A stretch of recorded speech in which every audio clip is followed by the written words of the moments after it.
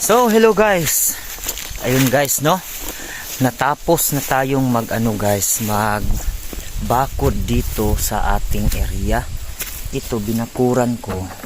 Kasi guys, alam mo, marami kasi ditong mga makakati ang ang mga kamay, lalo na yung mga bata. Ang mga bata nagpupunta dito, tapos nangunguha ng mga panggatong, tapos tatagain yung mga natanim na. Ito maliliit pa to, itong mga rubber, tatagain nila mga ganito, tapos mga kakao tatagain nila. So ang ginawa ko, binakuran ko yan, binakuran ko mula sa dulong yan guys. Yan din yung tinatawag namin sa Bisaya na rindero ba. Ganyan lang ang binakod ko. Ito, ano sa tingin nyo? Malulusutan pa kaya to nila? Ito hanggang doon guys, no? Nako, iikot ko kayo kasi ito napuno na kasi ito ng mga tanim. Oh, mga saging, may mga kakao. Ito iga-grafted ko pa yan. I-graft ko yan siya. Ganyan siya guys. Ano kaya sa tingin niyo yan? No? Kaya pa kaya na pasukin nila yan? Parang hindi na siguro, no? Oh, yan. Yung mga bagong tanim yan.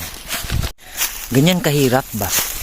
Pag manirahan ka sa lugar na may mga mga hindi mo maaasahan ng mga tao. Hindi rin natin sila masisisi. Baka mahirap yung pamumuhay. Pero wala man silang makukuha dito. Kasi bago ko lang to i-develop. Ang ayaw ko lang kasi, yun na nga, yung mga bata na papasok dito, tapos tatagain nila yung mga tinatanim namin. Minsan dinadaanan ng hayop. So, masisira ang tanim ba?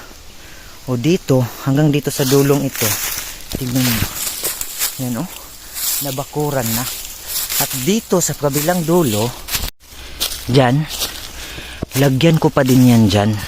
Pero yung kabilang area naman, hindi naman yan sila nagpapasok ng kasi naka barbed wire yan sa kanila. Yan. Ito. Mula sa dulong yan, papunta doon. Ko na, sinarado ko na. Hindi naman ako madamot, hindi naman kami madamot sa mga kahoy-kahoy lang dito. Pero yun na nga ang problema. Kasi, tatagain nila. No? Di bali sanang magkuha lang sila ng mga kahoy, walang problema yon. Kaso, tatagain nila yung mga pananim. O di at least ako, makatanim ako dito, balak ko dito, islagyan ko to ng mga balinghoy o kasaba. So di ba? Ganito siya guys. Ito yung mga tanim ko ng mga rubber. O ito yung PB260. Doon pa namin yan sa Makilala, North Cotabato. Yun binili. So may precious siya ba? Mahal kaya ang magbili ng similya. Tapos ganyan pa yung pagod mo. Tapos tatagain. Kaya dito, mga huli-huli ang mga sa susunod na araw, lagyan ko na yan ng bakod.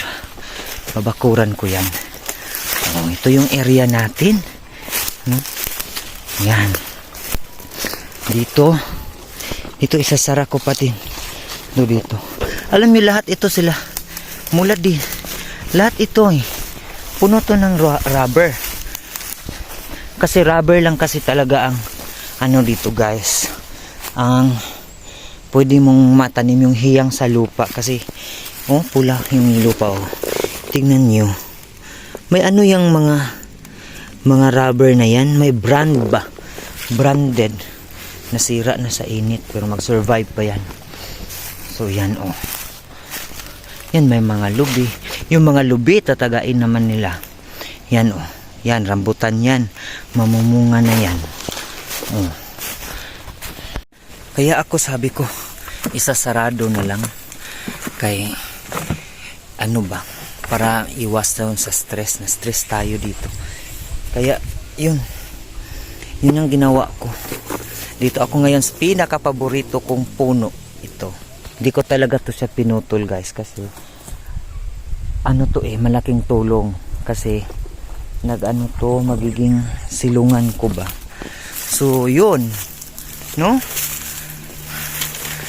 Oh, kita nyo ito, hindi ko alam kung matuluyan ba tong mamatay itong mga damo na to, pero na-spray ko na yan ng herbicide.